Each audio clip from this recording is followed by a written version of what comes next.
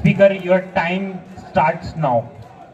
जय भीमलाल सलाम साथियों, मेरा नाम अभिजीत घोष है और मैं CSID में PhD का एक छात्र हूं और आज JNU के चुनाव में यूनाइटेड लेफ्ट पैनल से वाइस प्रेसिडेंट का उम्मीदवार हूं। साथियों, JNU का जो सस्ती शिक्षा का मॉडल है, आज उसके बदौलत मैं और मेरे जैसे तमाम पिछड़े वर्ग के स्टूडेंट्स आज JNU में पढ़ पाते हैं और मैं उसी बदौलत आज इस मंच से अपनी बात और आवाज बुलंद कर सकता हूं।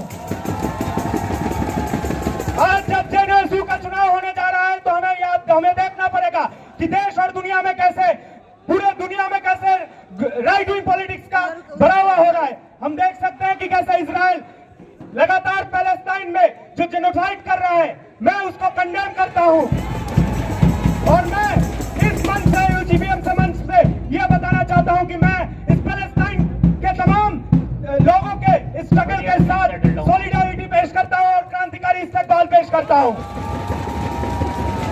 हम देखते हैं कि कैसे बीजेपी RSS की सरकार लगातार इस देश में हिंदुत्व पॉलिटिक्स को बढ़ावा दिया जा रहा है। हम देखते हैं कि कैसे अनकॉन्स्टिट्यूशनल कम्युनल एक कानून CA को लागू किया जाता है और इस देश में डीवीसी पॉलिटिक्स को बढ़ावा दिया जाता है।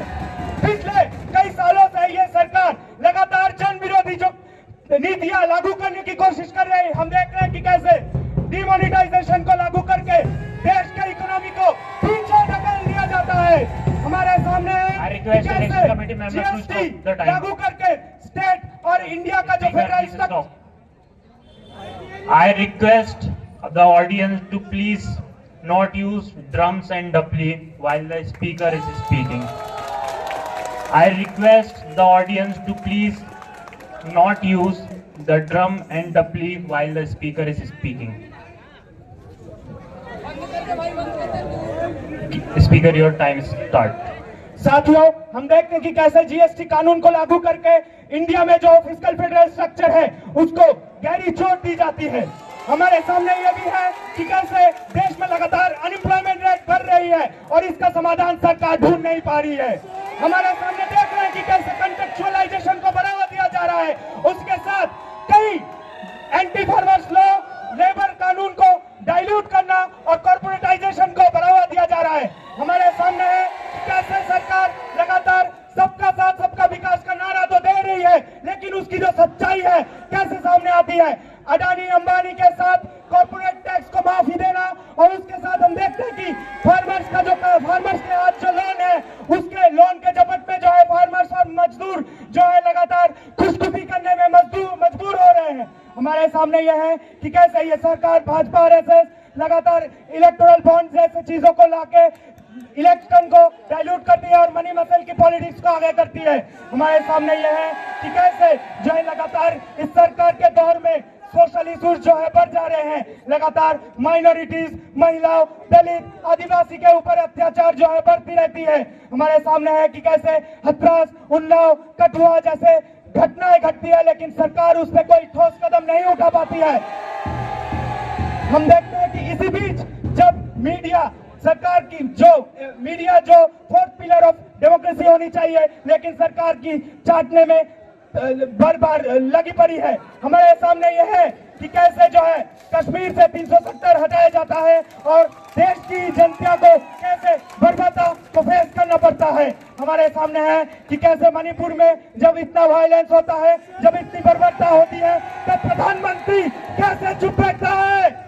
हम देखते हैं कि कैसे जो है मीडिया जो लगातार सरकार की चाटती है, उसी के साथ जो देखती है देश के एक कोने में, हर एक कोने में जब भी एक आवाज उठती है सरकार के खिलाफ, उसके कई उदाहरण हैं। जैसे न्यूज क्लिक के फाउंडर प्रवीण पुरकाश जो कि JNU के पूर्व काउंसिलर रहे हैं, उसको UAPA के डाल के जेल के अंदर डाल दिया जाता है।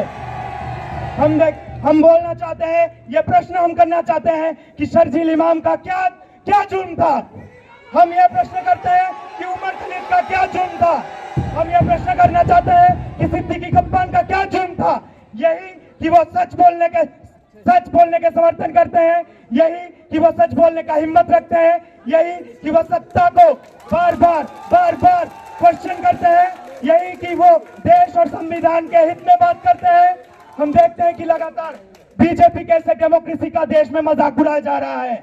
हम देखते हैं कि बीजेपी कैसे पिछले कई इलेक्शन में क्या कर चुका है, देश में मनी मसल और ईडी सीबीआई को लागू करते हुए, यूएपीए को लागू करते हुए कैसे विरोधी आवाज को दमन करते हैं, कैसे जो जनता को मैंडेट को बदल दिया जाता है। जनता को यह पता नहीं लगता कि उसने किसको वोट दिया, किसकी सरकार बनी और कौन अभी ऑपोजिशन में खड़ा है। हम देखते हैं यही विचारधारा, डेमोक्रेसी से खेलने वाली यही विचारधारा कैंपस में भी लागू हो रहा है। किसके द्वारा? इसी विचारधारा रखने वाला एबीवीपी जैसा एक लंपट संगठन के द्वारा। Audience, please settle down. Audience, please settle down. JNU का जो इतिहास लेगेसी रहा है डिबेट डिसेंट का, उस कल्चर को वायलेंस से ये लोग तोड़ने की कोशिश करते हैं। हम देखते हैं कि कैसे वायलेंस एबीवीपी कर रही है, लेकिन उसको इम्प्यूनिटी मिली हुई है इस आरएसएस के दलाल एडमिनिस्ट्रेशन के द्वारा कि वो कहीं भी कुछ भी कर सकती है। Speaker, your time begin now. हम देखते हैं कि कैसे एबीवीपी के वायलेंस के चलते इसी कैंपस का एक छात्र नजीब को क्या वायलेंस फेस करनी पड़ती है। उसको मुस्लिम आइडेंटिटी की वजह से उसको एबीवीपी मारती है, पीटती है और इस कैंपस के गायब कर देती है। और यही जेएनयू का आरएसएस का दलाल एडमिनिस्ट्रेशन और सरकार कोई भी ठोस एक्शन नहीं लेती। हमारे सामने है कि कैसे इस कैंपस में जब से बीजेपी आरएसएस का सरकार आया है, जेएनयू की आवाज को दबाने के लिए, उसको मेलाइन करने के लिए ये सरकार लगातार कोशिश करती है। एंटी नेशनल का, देशद्रोही का बात करती है और कश्मीर फाइल जैसे गलत फिल्में बनाती है और जेएनयू के आवाज को दमन करती है। लेकिन हर बार जेएनयू का स्टूडेंट इसके बीच खड़ा हुआ है और एक साथ खड़ा होकर बोलता है फाइट बैक जेएनयू। हम देखते हैं एजुकेशन सेक्टर में क्या हाल बना के रख चुका है यह सरकार। हम देखते हैं फी को बढ़ावा देना, सीट कट, फंड कट, उसके साथ कई scholarship, OBC, SC, ST, minorities का स्कॉलरशिप, मानव को हटा देना। और यही वो पॉलिसी है जो माइनॉरिटीज को और पिछड़े को शिक्षा से वंचित करती है। हमारे सामने यह है कि एबीवीपी इसी बीच जो है गवर्नमेंट को सपोर्ट करने में खड़ी होती है। मैं एबीवीपी से सवाल पूछता हूं, जब वो नारा देता है कि बजट का हिस्सा 10 हो, लेकिन वो कब सवाल पूछेगी सरकार से, जबकि सरकार में वही लोग बैठे हैं। हम कैंपस के इश्यूज की बात करते हैं, कैंपस के जो असली मुद्दे हैं उससे ये एबीवीपी के दल भागते हैं। कैंपस का मुद्दा है कि इंफ्रास्ट्रक्चर में लगातार गिरावट होती है, लैब, साइंस के लैब्स में लगातार गिरावट होती है, फंड कट होता है, लाइब्रेरी में जो भी जर्नल है उसका एक्सेस नहीं मिलता। हमारे सामने है जो रास्ते खराब बैठे हैं, जो भी चीज होती है कि सरकार, एडमिन, वीसी सब उनके हैं, लेकिन कोई भी एक्शन नहीं लेता, कोई भी फंड नहीं लेता। हमारे सामने है कि कैसे लेफ्ट का ये स्ट्रगल रहा है जीएसके जैसी एक बॉडी को कैंपस में लाने का, और ये स्ट्रगल हमको याद करना होगा, क्योंकि आज हम देखते हैं कि कैसे कैंपस में लगातार सेक्सुअल हैरेसमेंट के केसेस बढ़ रहे हैं। तो हमें याद करना पड़ेगा कि यही एडमिनिस्ट्रेशन 2017 में कैसे ये ऐसी बॉडी को डिसमेंटल करती है और एक ऐसा आदमी अतुल जौहरी जो कि इस कैंपस में सेक्सुअल हैरेसमेंट के केसेस के चार्जेस लेकर घूमता है, और यही एबीवीपी, यही दलाल एडमिनिस्ट्रेशन उसको शील्ड करता है। हम इसका कंडेम करते हैं और ये लड़ाई हम जारी रखेंगे, क्योंकि मैं ये बात कहना चाहता हूं कि आज जो ये 4 साल बाद इलेक्शन हो रहा है, इस इलेक्शन को यादगार बनाइए।